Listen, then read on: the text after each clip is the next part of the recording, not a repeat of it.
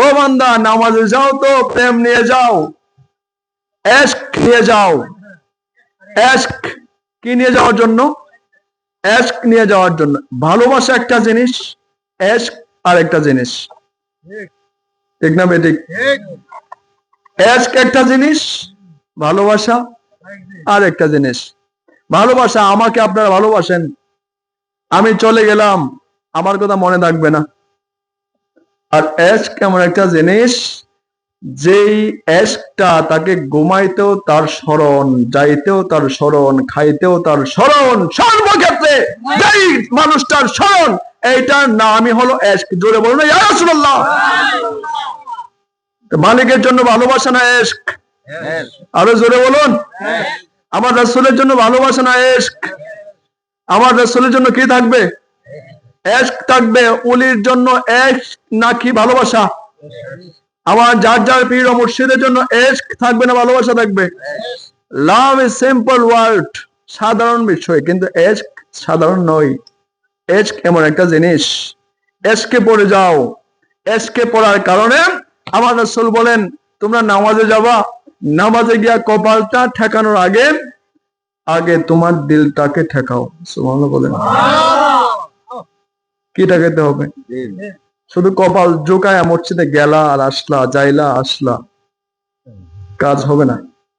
আগে কি ঠেকাইতে হবে? কপালের আগে মনটাকে সেজদা দাও। জোরে বলুন না সুবহানাল্লাহ। আরো জোরে বলুন না সুবহানাল্লাহ।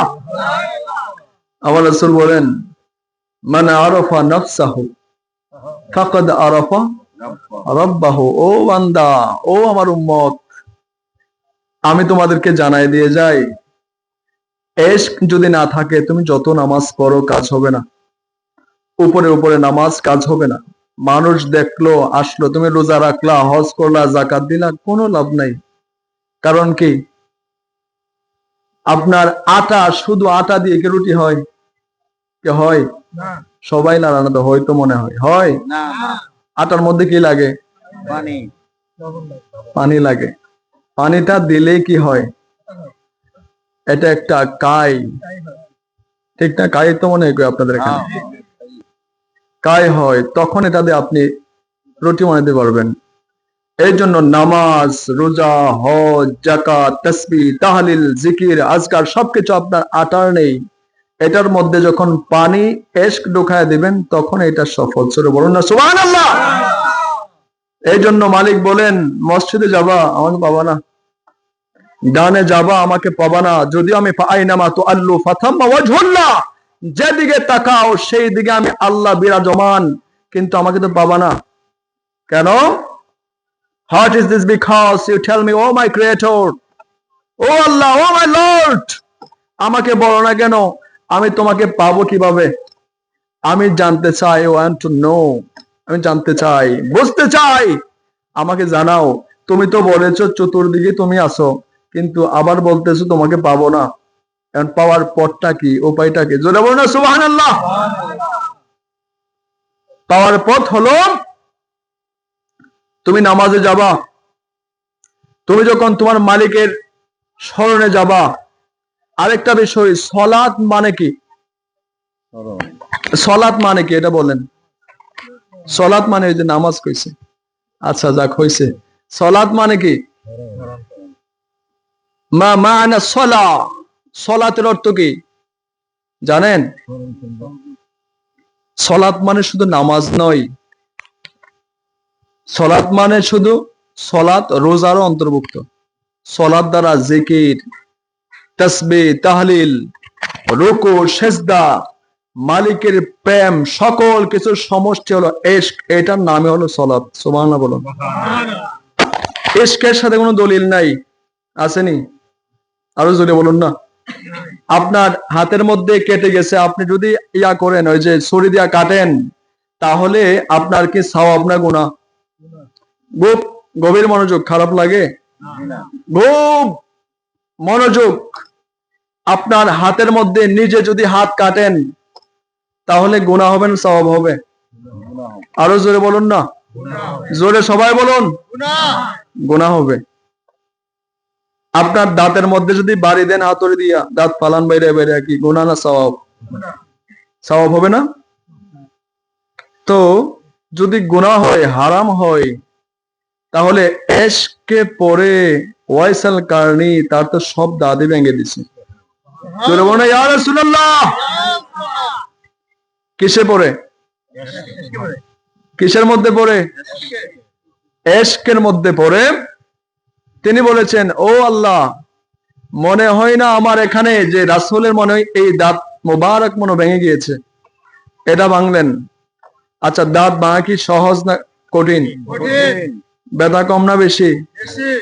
ও বাবা গো, ও মা গো, কয়টা করে রাখ দিবেন? একটা দুইটা না, অনেকক্ষণ, অনেকক্ষণ।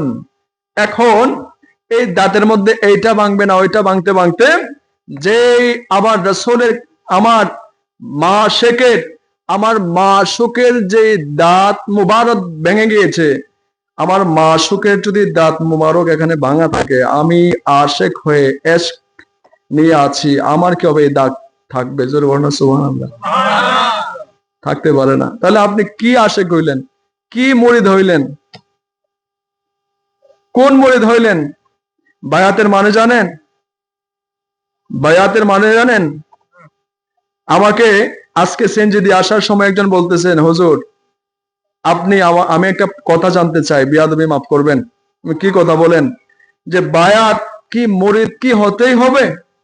বায়াত কি হতেই হবে?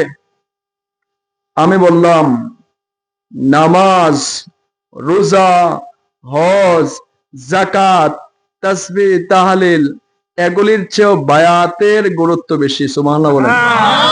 আরো জোরে বলেন সুবহানাল্লাহ। কারণ হলো আপনার নামাজ, রোজা, হজ, যাকাত এগুলো আমলের অংশ, পার্ট অফ আমল, কাজের অংশ। আর বায়াতটা হলো পার্ট অফ ঈমান। জোরে বলুন না। কিসের অংশ? ঈমানের অংশ। আমার রাসূল বলেন, মান মাতা ওয়ালাইসা ফি উনুকিহি বায়াতান মাতা জাহিলিয়াত। যে ব্যক্তি বায়াতের বন্ধন ছাড়া মারা গেল, সে জাহেলিয়াতের উপরে মৃত্যুবরণ করলো। জোরে বলুন নাউজুবিল্লাহ। এখন যারা বায়াত হয়েছে ঠকা গেছে তো নাকি? ঠকছি না? এই ঠগন না মানুষ কয়জন আছেন? দিয়ে হাত তুলে তো দেখি। ঠকা গেছে যে কইছে। জোরে বলুন আল্লাহু আকবার। আরো জোরে বলে ইয়া রাসূলুল্লাহ। এই জন্য বায়াত হবেন, বায়াত হয়ে যাবেন। দেখবেন বাজারের মধ্যে অনেক কুকুর আছে, কেউ খাবারও দেয় নাই, পাছার মধ্যে লাথি দেয়, ঠিক না বেঠিক? লাথি দেয়, কিন্তু এই কুকুরগুলির মাঝে কারণ কি? লাথি দেওয়ার কারণ এই কুকুরগুলির মালিক নাই। কে নাই? কে নাই? মালিক নাই, কেউ কিছু বলবে না। যদি এই ৫-৭টা কুকুরের মাঝে যদি একটা বেল্টওয়ালা কুকুর থাকে, তারে কি বাড়ি দিবে কেউ? মারবে কেউ? কেন? মালিক আছে। জোরে বলুন সুবহানাল্লাহ। তো আমার রাসূল বলেন, বেল্টওয়ালা হয়ে যাও, গলার মধ্যে বেল্ট লাগায় নাও। ওই কঠিন মুসিবতের সময় বেল্টওয়ালা যারা আছে, কাদের মধ্যে, গলার মধ্যে বেল্ট যাদের পরানো থাকবে, তারাই ওই দিন নাজাতের জন্য তাদের ফয়সালা হবে। আর জোরে বলুন সুবহানাল্লাহ। এই জন্য বেল্ট লাগায় নেন।